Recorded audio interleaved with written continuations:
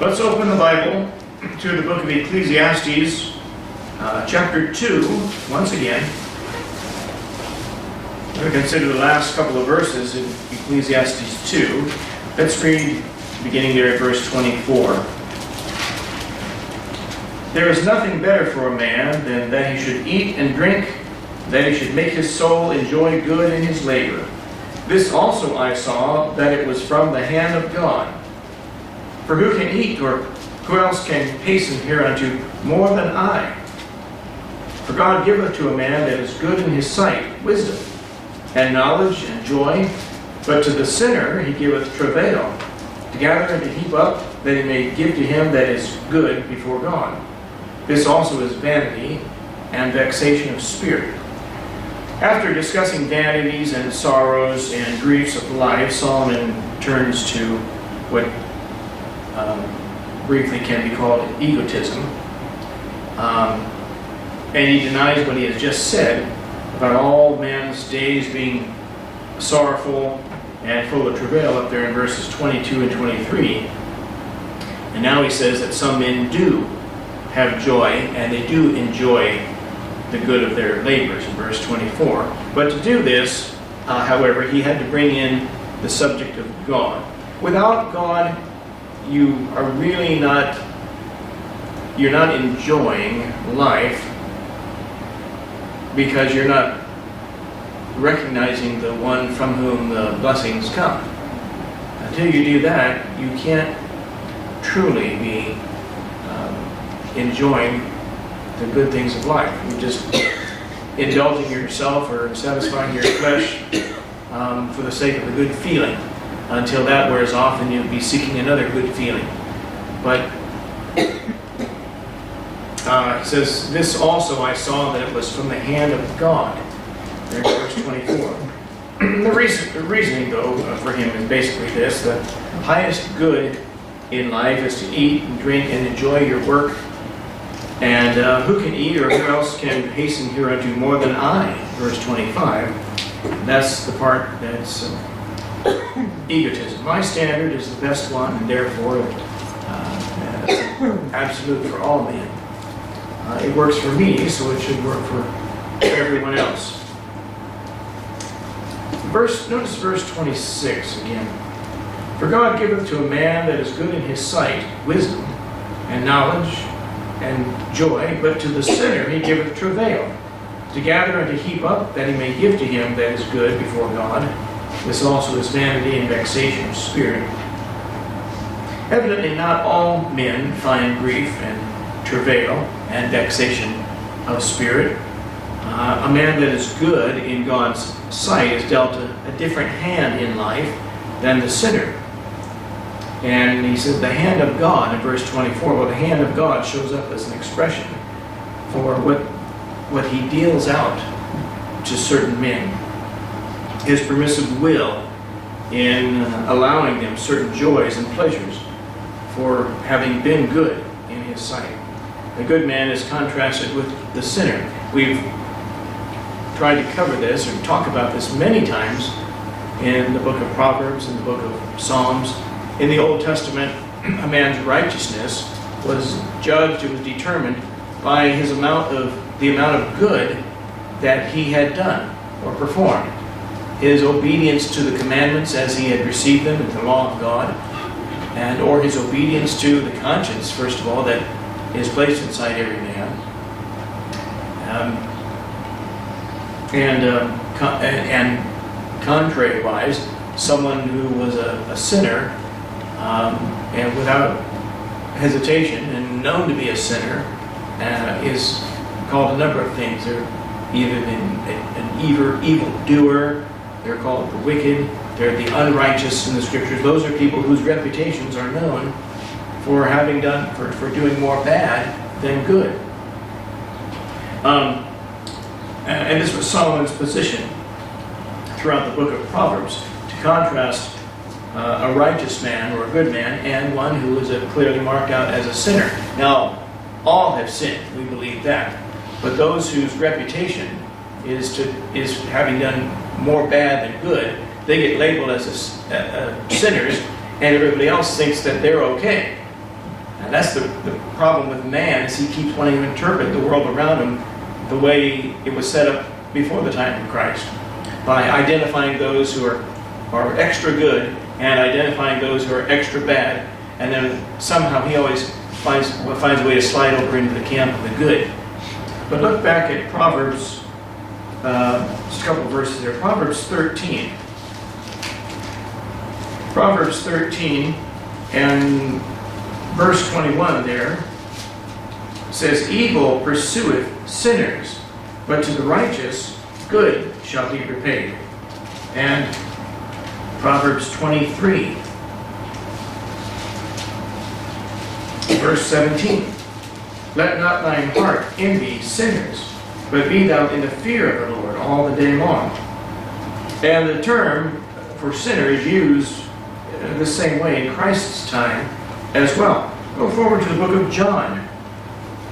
John chapter 9.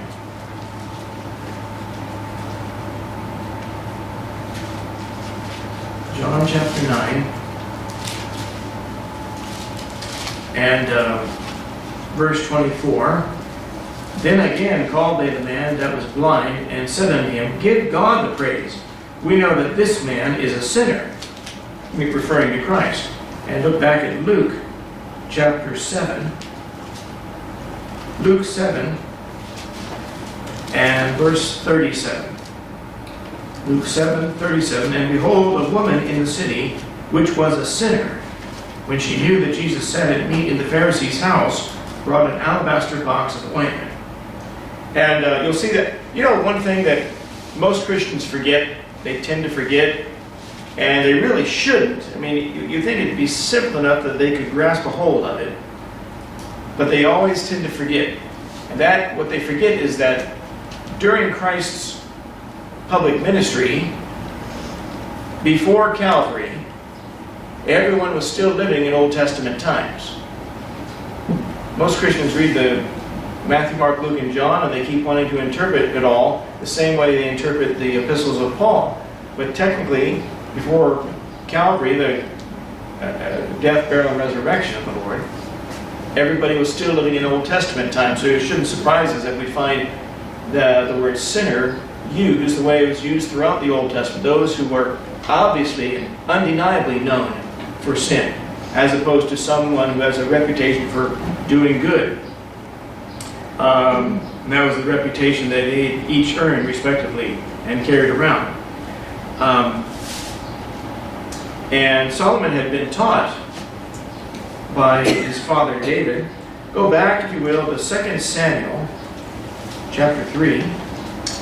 2 Samuel 3. And notice one verse there, verse 39. Here's what King David said.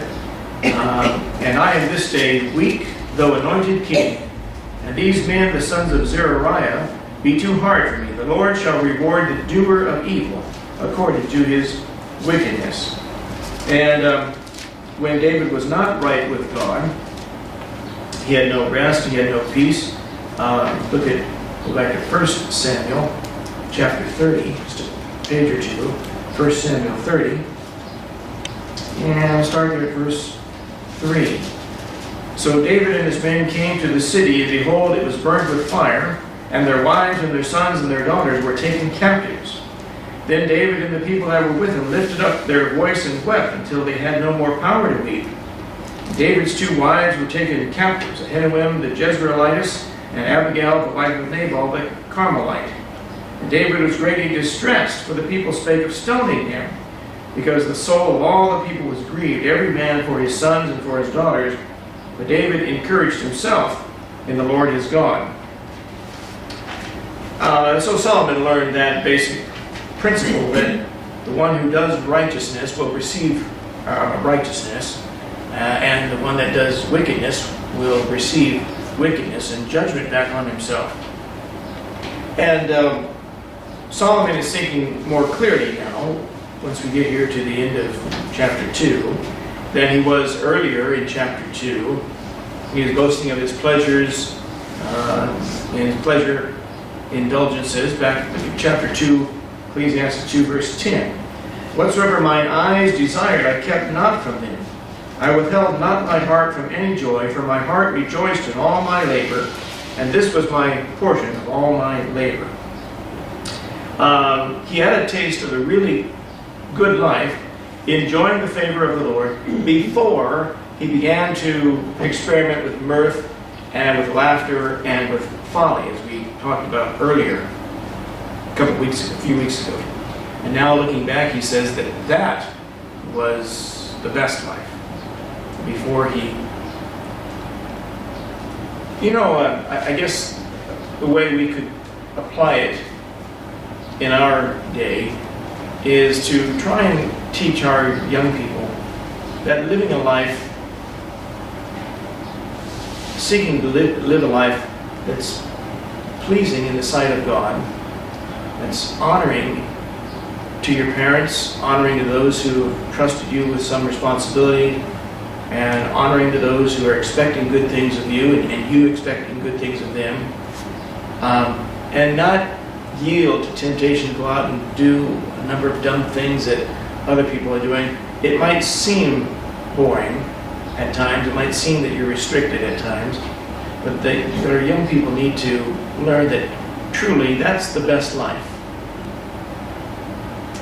And I'm happy to say that I've never been arrested. I've never been behind bars for anything.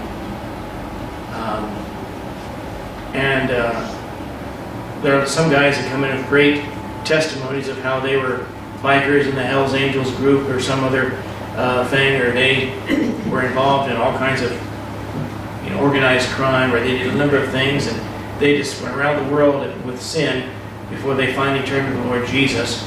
And mine is not exciting like that. I got saved when I was 6 years old and was raised by Christian parents. And I sometimes, it's tempting for someone with my kind of testimony to think, I'm missing out, or I've missed out. I haven't done anything where I can really say God changed me or did something. And every biker with his salvation testimony wishes that his testimony was like mine.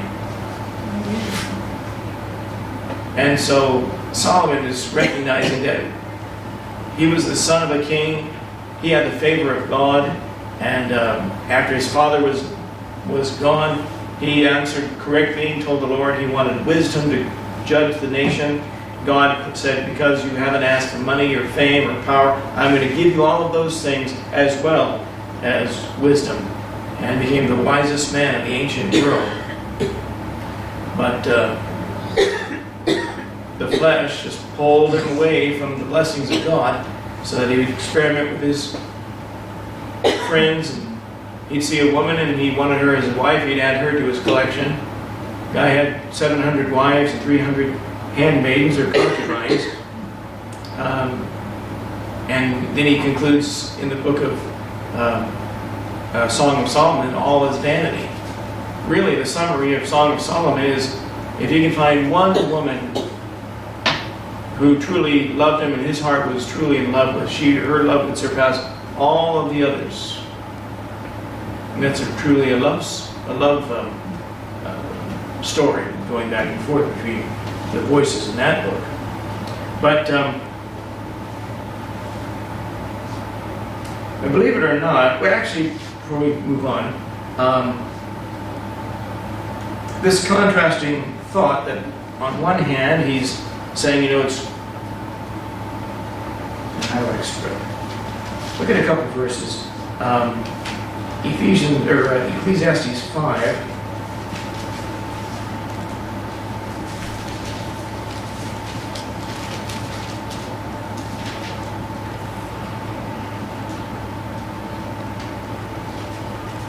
Ecclesiastes 5 and verses 18 and 19. Behold, that which I have seen, it is good and comely for one to eat and to drink and to enjoy the good of all his labor, that he taketh under the sun all the days of his life, which God giveth him, for it is his portion. Every man also to whom God hath given riches and wealth, and hath given him power to eat thereof, and to take his portion and to rejoice in his labor, this is the gift of God.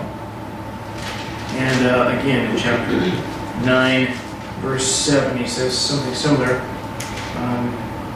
Go thy way, eat thy bread with joy, and drink thy wine with a merry heart, for God now accepteth thy works. To pursue pleasure in your work, or pursue just for pleasure's sake, will not satisfy. But if you can enjoy your life and enjoy the labor of your hands because of by God's direction, and thanking Him, how many of us really thank the Lord for our jobs? Thank the Lord for the boss that signs our paychecks.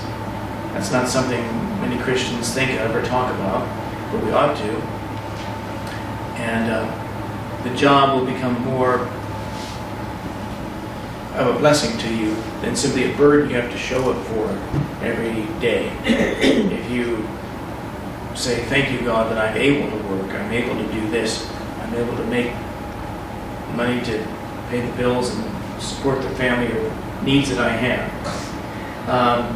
Believe it or not, there are many scholars and so-called commentators who have trouble with the idea that God would play favorites with some people, or that He would show favor to some and not to everyone else.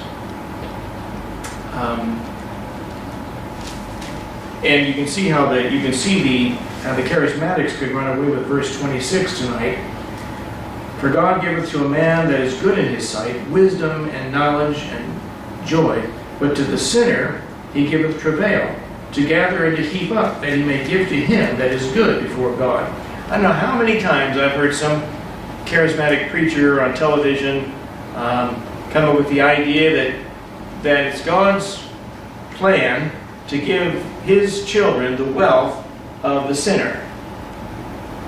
And Paul Crouch would talk that way, and he'd always have someone like Kenneth Copeland or somebody on the TV show with him who would preach this idea that God's plan is to make His children wealthy by giving them the possessions and the wealth that the world around them has accumulated, because they're not deserving of it, but you, as the king's kid, are deserving of it. And they find verses like this to try to make their point. But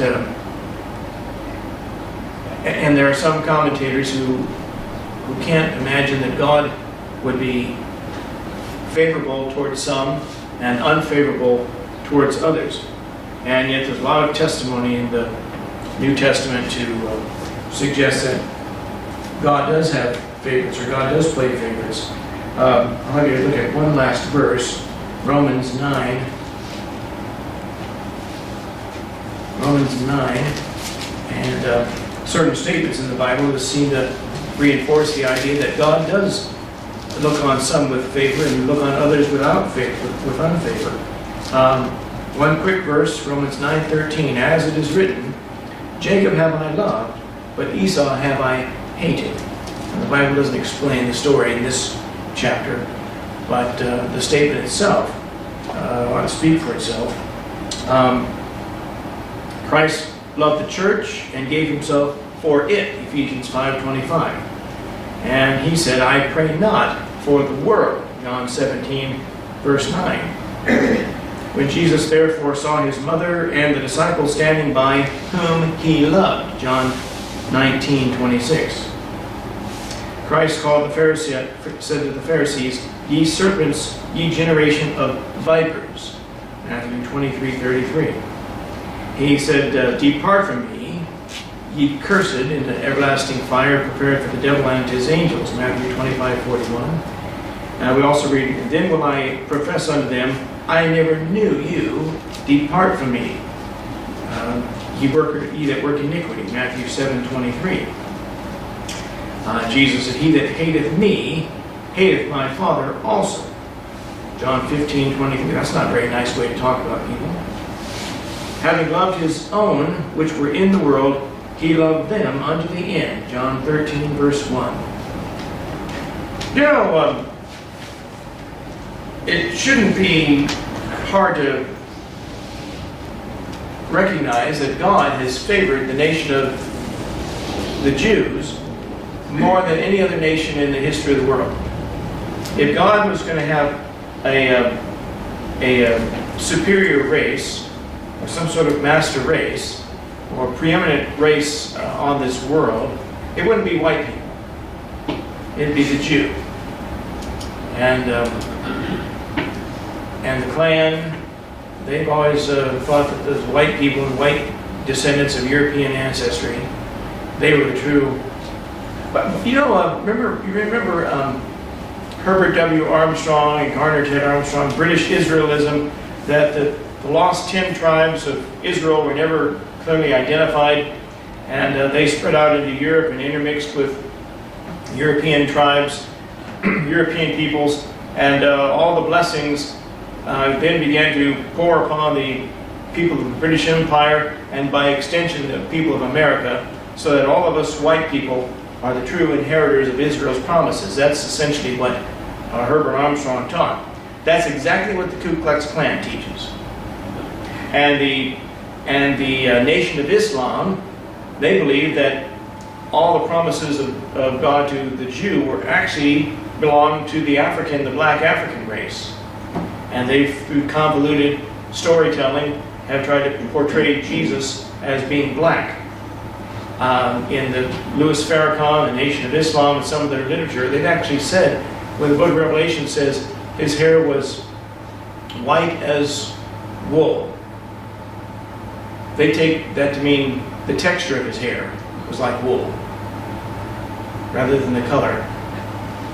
That's how they interpret it. If the texture is like wool, that must mean he had dark skin like black folks do. But of course, that's not what the verse says. But both groups are wrong. If there was one blessed race above all the other races in the world, it would be the descendants of Abraham, Isaac and Jacob, the Jew specifically. All of the descendants of Abraham through Ishmael are excluded. They're just regarded as more Gentiles. But that sliver down through Abraham and then Isaac and Jacob and his 12 sons, those are the Jews. And that sliver, that thin family line among all the descendants of the Shemites, that thin family line, that's the Jew. Everybody else is counted as a Gentile. And although the Koreans are Shemites, they're counted as Gentiles. They're not Jews. Likewise, Chinese and all the Arab nations and so forth.